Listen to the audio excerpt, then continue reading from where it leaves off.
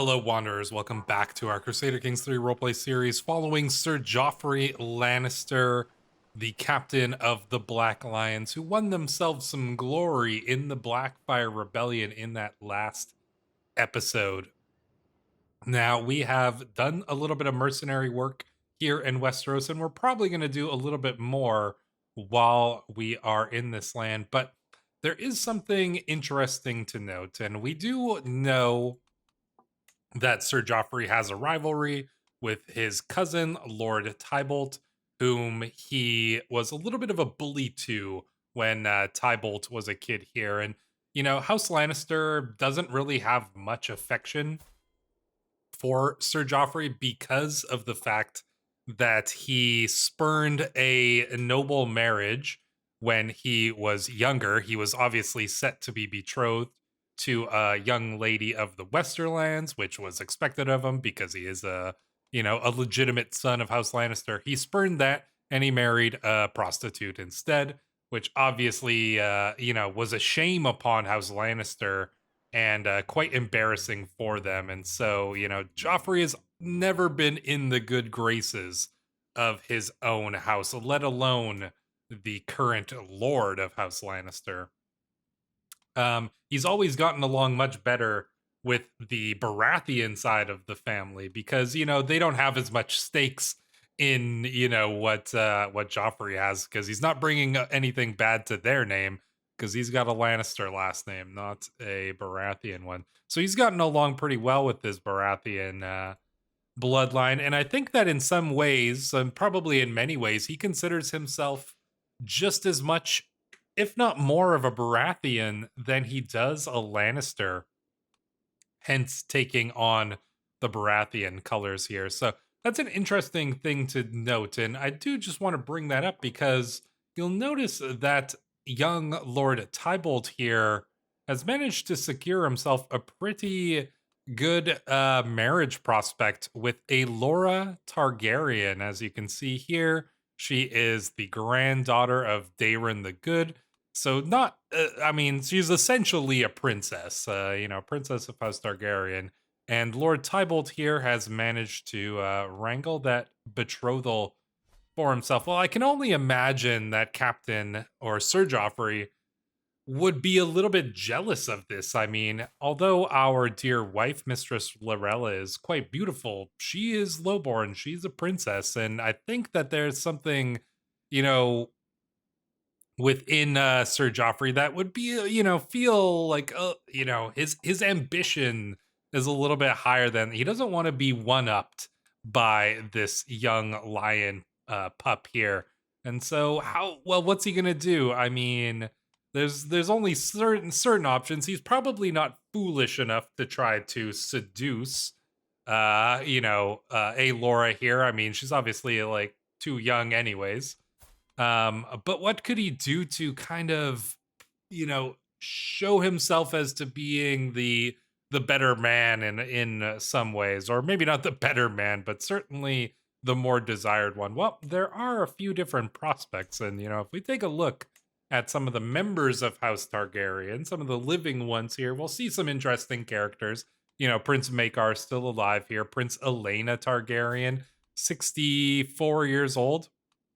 This is the sister of Baelor the Blessed, the daughter of King Aegon the Dragonbane, whom I believe was, the last one.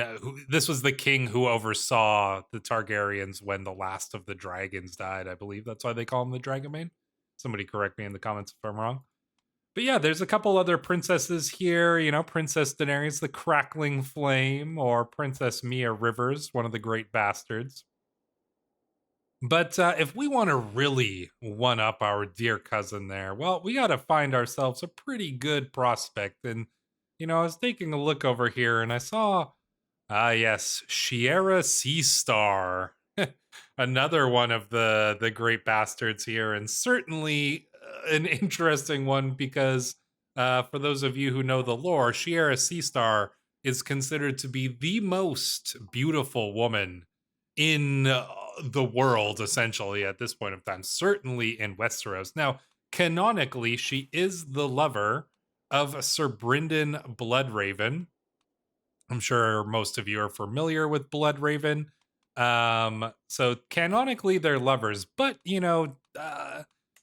as we can see here within this current playthrough, she's already taken a different lover, Lord Masslan Pike of Pile of Greyhelm. So, maybe she's got more than one lovers, and she is a bit of a lusty lass here.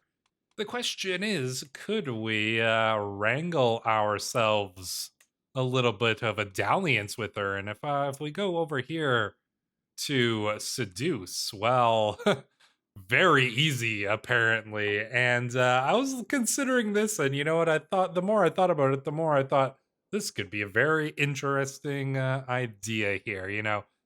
Our dear cousin might have himself a Targaryen girl to marry, but we are going to have the most beautiful woman in the world in our bed, and I think that one ups anything that Tybolt can try to hold over us here. So this is just gonna make the Lannister, our family, dislike us even more if anybody finds out. But you know what? I don't think Sir Joffrey really cares that much what his own family thinks, and his wife is, she'll have to deal with it. So keep in mind, we are rakish. So, although we probably have great affection for our wife, it's not like she's our soulmate. She's our lover, yeah, but she's not our soulmate. So, that is just something to keep in mind now. Now, in order to make all of this happen, there is the possibility here of getting King Valar, because he owes us a favor. We could potentially get him to host a grand tournament where we could possibly win over Shiera by proving our worth, but we need a little bit more prestige in order to do that. We're missing 114, so we got to get ourselves 114 prestige in order to do this. Now, we have a couple contracts that we could look at to pull this off. We could get a 90 from this. What about over here? Nothing from that. What's this one got? This is a mercenary contract, a war one. Stand with us. Yeah, there's going to be a lot. That's probably... Is there a rebellion going on over here? Now, who is she fighting? Lady Ismira Leek. She's fighting against the House Darklin of Duskendale here. But yeah, I think, the best chance we have for... Oh, there's some more mercenary work down over here. We'll be taking some mercenary work, but I want to get that prestige because I want to force the king to host the tournament. And look at all this money here. Clearly the bandit problems that are plaguing the realm that we looked at last time, like there's bandit armies everywhere. Yeah, we're gonna go and help deal with that. So let's take this contract here. Lord Erlon, Tumbleton's master at arms, visits my encampment for the day. As soon as we are left alone, he begins muttering, "It is embarrassing to admit, but I need your help dealing with the disobedient peasants." There's so many disobedient peasants. There's literally disobedient peasants everywhere in the realm. But yeah, we'll see if we can help them with this. They flout their lord's authority. I can't keep them in control. They beat and humiliate anyone I send, daring me to come in full force. Their conduct is a black mark, one that stains the realm. Let me deal with them. I'll move my camp there. No, we'll just deal with them. So let's head over. Don't need to worry about any danger there. Our company is pretty strong. We got 655 men with us now, so. Fence, I hear Oronis shout in panic. Yeah, Oronis Bonebreaker. Somebody did point out that he's probably not going to have many kids with his 54-year-old wife, but you know what? They like each other. So you know what? It doesn't matter, Squire. Oh gosh. Why is there so many? Something might be getting bugged out over here, but no matter. I will point out that Damon Hill here, he's it's about, you know what, actually I'll do this event, but I want to do something for Damon here in just a moment.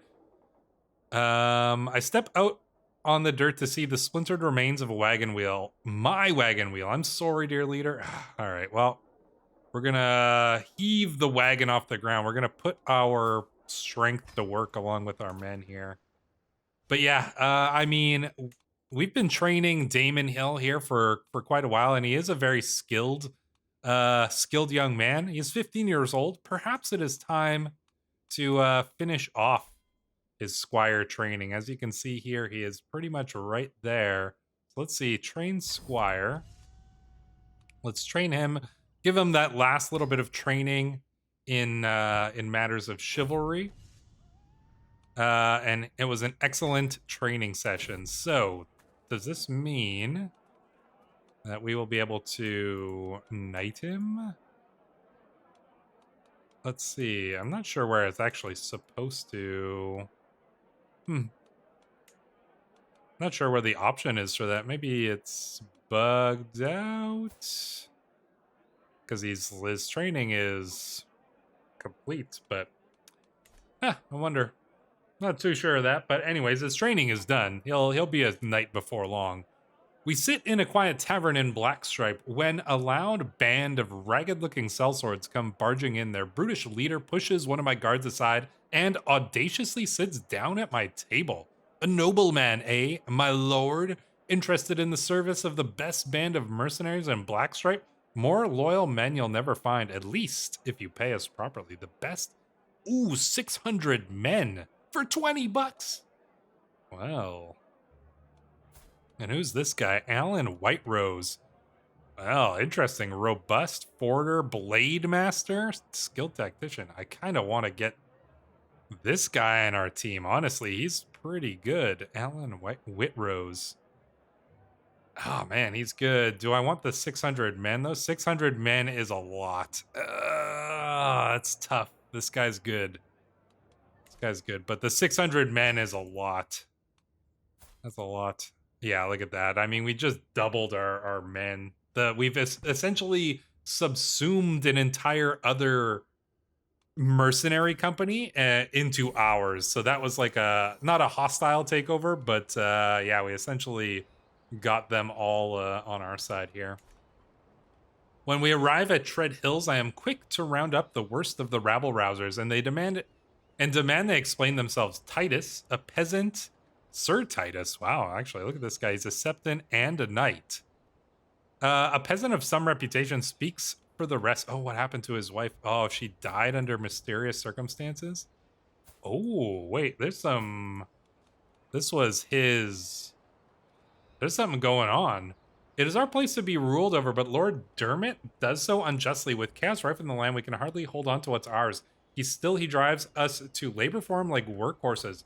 Oh, this is interesting, because look at this guy. This Sir Titus here actually is... This is the father. This is his father of the Lord Erlon. So... What? Wow, okay, so this guy, he's lowborn, but he married the lady Irene Liber, and he is the father of Lord Erlon Liber here. So Lord Erlon here, well, or his guys, Lord Dermot. Well, I don't know. Somebody is sending us somebody is sending us to take out this guy's father, which is kind of that's some good intrigue there. Silence your people or die, peasant. Well, I cannot stand for this manner of injustice. We're sorry, we're not that type. I mean, we do think we're gallant. Chaos rife in the land, while we can hardly hold on to what's ours, still he drives us to labor for him like workhorses. We toil without any promise of safety from war, maladies, and like... Oh, man, we are gallant. I cannot stand, but we're not, like, just. I don't think we're a just man. I think our gallantry is more in the sense of, like, you know, trying to be, you know, the greatest and, like, most beloved knight. But not in the sense of, like, oh, we don't really hold to the knightly ideals, I think, so. I think we're gonna fight the peasants here. Plus, you know, the peasants. They're peasants. Oh man, this is a little bit tough. This is a little bit tough. But I think I think Sir Joffrey is... I just don't see him breaking the contract. I mean, I don't know, actually, though. I cannot stand for this manner of justice. Every lowborn follower... Increase unruly counties you support. Oh, boy. I wish I could get all of your opinions on this, but I feel like it's probably going to be fairly split here. You help exert Master-at-Arms Erlon's at presence against his own father. I'm gonna go. I think that we are ambitious. I think our ambition wins out. And you know, the prospect of the money and the prospect of all of this is what's gonna win out for us. So silence your peasant people or die, peasant, we say. When the clamorous ordeal of bending each peasant leader to my will is complete, we once more take to the road. So we didn't kill that guy's father or anything, did we? No, he's still alive. But yeah, that is an interesting little twist on things. Lord Erlon speaks of our next destination. We shall go to Ridgeland for better or worse. The local mobs are of grave concern. All right, let's head over. All right, let's start making our way. Rogar's Strongarm appreciates the freedom of life on the road. Well, good for you, Rogar.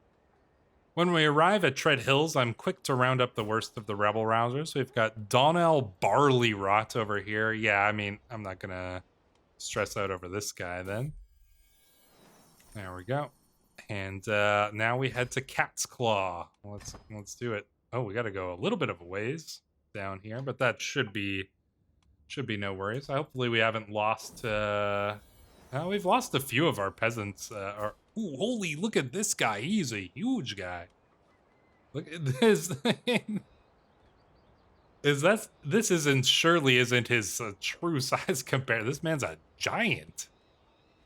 We're gonna have to fight this guy. Oh, look at this. Martial challenge, you increase. Yeah, we succeed in the contract. Let's do it. Let's take this peasant down as well. Morin, you're gonna be defeated. We have excelled at the contract and we made a ton of money from that. So ultimately, I think that it was worth it there. And here we've found a knight errant. It is most fortunate that I have come across you. We have Justin here. He is a gallant man, but not actually a knight. Really nice armor you have there. Care to share a coin? No. I shall never leave a knight unattended. Rogar, make him see reason and join our court. Yeah, let's bring this guy along with us. Sir, we've got Justin here. Can we knight Justin? And yeah, I wonder when yeah, I just don't see an option to knight him here. I'll train him again. We'll see. Train him on swordsmanship. Excellent training session. Yeah, but I don't think we're getting I'm not seeing the option to no, I'm not asked to take the vows. Yeah. Strange. Very strange. Somebody let me know if I'm just if it's bugged out or what here. So but yeah, we've got some money. Can we convince the king to do a tournament? Let us make a request. And he will accept. Yeah, he doesn't have much money, but we're going to make him do it. All right, so let's make that request so that we can use that tournament to prove our own glory, win over Shiera Seastar, and just be the best Lannister can be. All right, let's let that go there. We can speed up time, I guess. King isn't doing his tournament yet, so I suppose. Ooh, hearts and mind. Oh, I've no. Okay, this is gonna be hilarious, especially if you know the lore of these characters. I've been aware that Shiera is very close to her brother Aegor. Not as close as Aegor might like, I imagine. Gaining his favor might help me catch Shiera's attention. I don't know about that. So here's the lore behind that. I mentioned that Shiera is the lover of her half brother here, Sir Brynden. And the reason, one of the biggest reasons, if not the biggest reason, that Sir Brynden and Sir Aegor here are like rivals of each other is because of Shiera. It's because Brynden was the lover of Shiera and Aegor was jealous of that. And so that is exactly why exactly why those two are rivals of each other. So gaining his favor maybe might not actually be the best for this. I will get him what he asked for. The scheme gets budding interest. Surely, and this does not seem right. Although I don't know if would we know this? I mean, could we get, he would get a weak hook on us? I don't know. Surely, I mean, but we don't, maybe we don't know about all this. I don't know exactly if all of this stuff is like common knowledge. Maybe it is. Let's try it. Let's try to win him over though. Did the scheme get budding interest? Tough to say. The next time we meet, Shiera offers me a wider smile than usual. My brother Aegor told me of how you helped him, and I wanted to offer my thanks. Maybe Aegor doesn't realize what we were doing there, but yeah. Well, that's anything for a brother of Shiera. That's just see, the thing is like, you know, even if Shiera does fall for us, I don't think that it's, you know, I think that she will be using us and definitely not the other way around is how I'm gonna see this. We did build up our camp so we can get another thing here. I'd probably want to go with mess tent is pretty good because it's gonna help us when we're managing our provisions. So let's build the mess tent up. We should probably do some other jobs here. Could we go and join in the war here? She's losing 50%. Oh no, she's fighting too many there. What about this guy? Who are you fighting in a war? It's a peasant rebellion. You've got nothing, but he will pay us. He will pay us gold. Let's take this contract here. I am the captain of these Darkroft scouts, and I speak for Lord Wellard. Who? Okay. A war causes our lord sleepless nights. Well, we'll join you. There's a big peasant army there, but honestly, I don't think it's going to be a much of a match for our army here.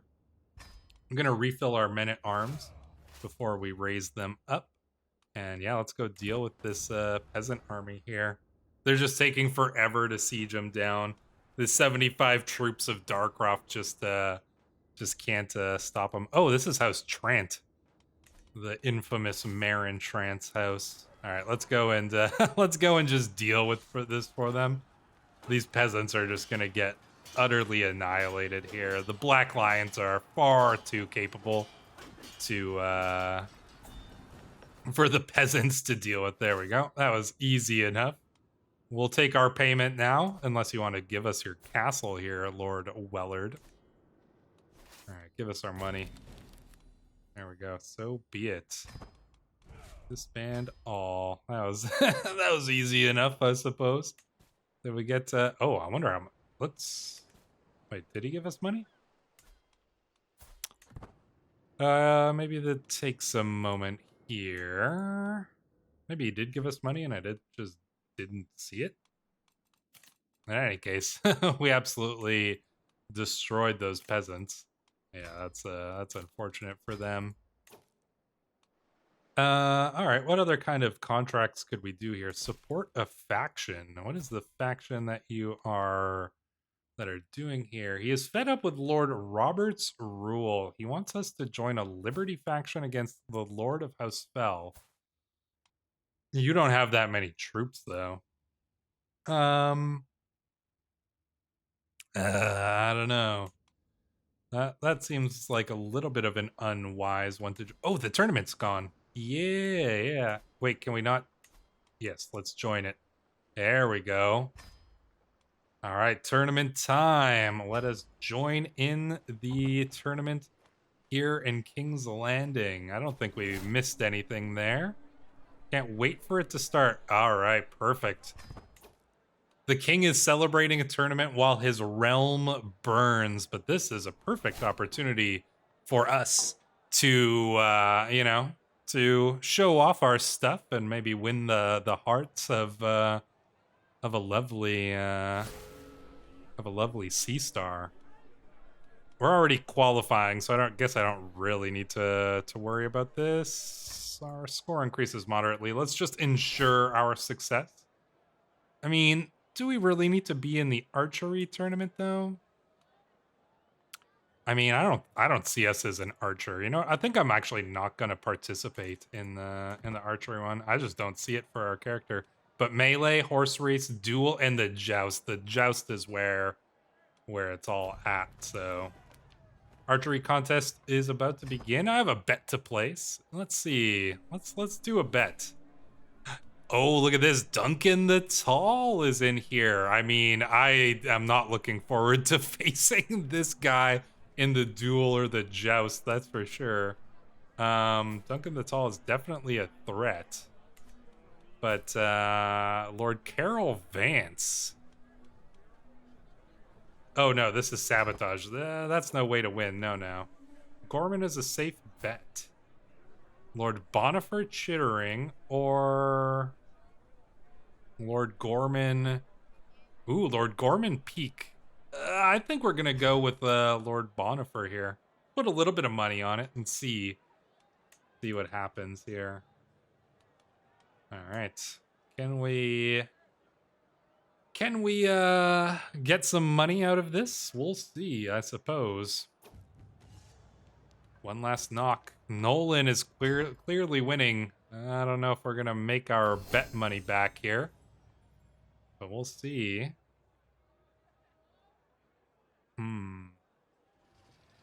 Oh, the archery winner is Lord Gorman Peak. We should have bet on him. Dang. Oh, well. It is what it is. The best man won. We lost $5 on our wager. All right, so the next contest is the melee, which we are qualifying for. The apparently the favored contestant is Lord Commander Alan the Pale Griffin. Oh, this is the commander of the Kingsguard here. That's unfortunate. Unfortunately, the disfigured mod is not working for us right now, just because of the mods and stuff and the versions being out of date. But oh well, it is what it is. Oh, his siblings disfigured as well. But looks like we're gonna make it in, and looks like Sir Rogar as well will make it in here as well. But yeah, Duncan the Tall, he's gonna be in there for sure. Well, let's head up over to the artisan quarters first. Oh, and we could gain ourselves the favor of a lady. But we have a match to focus on. No, we're not interested in the favor of either of these ladies. No, we've got a match to focus on here. Despite the fact that we're rakish, we've only got eyes for Shiera Seastar right now. So yeah, let's 41 days till it starts. How's our oh, look at this, 95%. We're gonna win her over here, right here in this tournament. That's what's gonna happen. Just you wait and see. Education at an end. My ward Damon has come of age, and it is time he left my care. His energetic nature was thought to be a sign of affinity for war and combat, but perhaps it was simply unruliness. He has shown little understanding of the subject, but he at least knows which way to hold a sword and might even be able to tell a footman from a knight. Oh no. Oh, but look at this. I'm sure his parents will be happy that his education is complete. So he is an incompetent commander, but he is a formidable fighter. So he is extremely skilled at fighting, as you can see here. And we did knight him. He is now Sir Damon Hill. He's a very capable warrior, actually. Yeah, look at that. Prowess plus 27 prowess is pretty good. But yeah, he's not really a great commander or anything like that. But you know what? Fighting's pretty important anyways. Let's head back to the artisan quarters here. Browsing the wares on display, I spy a carefully wrapped package. It's the Dulver quest, Sir Damon Dulver. This is a Knight of the Kingsguard. Do me a favor, burn this. I want a Lannister crest. Yeah, but one in the colors of House Baratheon. We can spend some money on such things. All right, come on. Let's... I really don't want to... Oh, is Duncan? No, Duncan's back in. We've got Lord Gore. Oh, okay, here it is. All right, who are we going? Oh, we got Edric Dane. We've got a member of House Dane here. We've got a member of House Manwoody. Let's see. Let's take a look at everybody. We've got Willis. Willis of Lake Wells. Oh, a lowborn guy who's pretty strong. Is this a book character or like a lore character? Because he's got amazing stats. Then we've got Lord Gorman Peak. Lord Gorman Peak is a well-known character as well. Is this the Gorman Peak who served as the Hand of the King for some time? Also let me know if that's the right one. We've got Duncan Tall here. This guy's gonna be... Oh man, he's gonna be so hard to defeat. Oh, but we've also got... Not only that, but we've also got a Lord Commander of the Kingsguard here, so that's not gonna be any easier. Then we've got Maddock of Mine Clutch. Wow, this guy looks badass. I'd love to get him on my team here. Hey, and then our cousin and our friend, Lord Paramount Simeon Baratheon, made it in. Not too bad as well. And then Emmerich Wickling, another legendary blade master here. Man, we got our competition cut out for us. We're strong, but we are absolutely not, you know, the greatest warrior or anything like that. So who are we going to be going up against first? I am approached out of the blue one afternoon by a peasant woman clutching a babe, tears streaming down her cheeks. Captain Joffrey, Sir Joffrey, your antics are not without consequence. This little girl is yours. I almost choke, but I do recall her face, her body glowing dimly by the candlelight. Oh, we must have... Yeah, I mean, no surprise here. You know, we've been in King's Landing for a year, and we've certainly been enjoying the time here. What do you take me for, guards? I mean, you'll be considered her father. Oh, we lose legitimacy. Do we have any legitimacy? We don't. I don't even know if we have legitimacy because we're not. We are like just a mercenary, really. But do we accept the daughter? Poor confused woman. I will care for the child nonetheless. We'll bring the child into our camp, but I don't know if we're gonna necessarily acknowledge. But we'll bring her into the camp as well, I guess. Yeah, Bethany joins the camp as well. We might. I imagine there might be another dalliance in the future. Who knows? We are rakish after all. Amidst the blood and thunder of the melee, it's almost impossible to keep my bearings. The massive competitors heave and sway, an uncontrollable pile of humanity. Woe betide anyone who should stand in its way. Of course, an unfortunate peasant need only move aside with haste to avoid the brawl. The melee has spilled over, and now I can see contestants on both sides rip off pieces of building facade to use as rudiment. Oh my gosh. Things are getting a little bit crazy here. Holding... Oh, this could start a fire in the village. Visenia's Hill village destroyed. Enough truce? I mean, I'm not gonna stop this. Yeah, we're not gonna stop. The melee ceases for now. Okay, well, that's not what I wanted, but... The melee roils away, battering away at me. I'm thrown this way and that, trying to give as good as I get. One such weapon whips through my vision, aimed at my head. I barely managed to dodge, whirling lion's claw around to deflect a lucky escape. Oh no, but my weapon is... Oh no, I think we gotta go for our weapon here. Come on. The weapon's kicked further away. Damn, we lost our weapon. We equip it again? Let's go and grab it. The shadow looms long as the battle wears on, the fray shrinking. I will win a soldier's victory. Come on. To me, for victory, perhaps if we draw them here. Now let's win a soldier's victory. Can we find success in the melee? The ploy was a stunning blow. The tide shifts in my team's favor. Multiple riders breaking free as we overwhelm their flank, racing towards the opposition's camp. We only hope they can reach it before the same happens to us. It is almost impossible to call which side is closest to prevailing. There's still much to play for. 50-50 chance. One more push. Come on. Oh, what's going on here? I find myself stuck beside Lord Robert Corbray. This guy's getting in our way. I mean, let's just push him out of the way here. Lord Gorma. Noah. Oh, we won. We actually won. Nice. Look at that. Trumpets sound, the crowd clamors, competitors begin to assemble. The contest is over, and one team's moment in the sun is being readied. A herald steps forward, voice booming out across the scene. After many trials, some tribulations, and above all else, some truly spirited competition, Lord Gorman's team beat Lord Edric's in the contest. We did it. We won. So, we were on the winning team. We didn't lead the winning team. So we just gained some money, some prestige, and a melee victor, which is not too bad. There we go. We did it. We won. But now, look at this interesting little thing here. In the horse race, who is currently the favored contestant? Tybolt.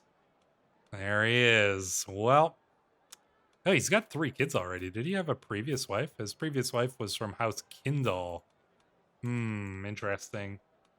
But yeah, that's things are getting real interesting in here, I would say. But I think that we're gonna pause things here because I want to get your thoughts on what we've seen in this episode so far and how you guys see this all playing out. We've still got the horse race, which I don't think we're gonna participate in. But we've got the horse race, the duel, and the joust. If somehow Tybolt wins the horse race, then that's just going to make us even more, seeking out to one-up him. So we'll see how that all plays out. But yeah, we'll save that for the next episode. So until then, Wanderers, thank you so much for watching. I will see you in the next episode.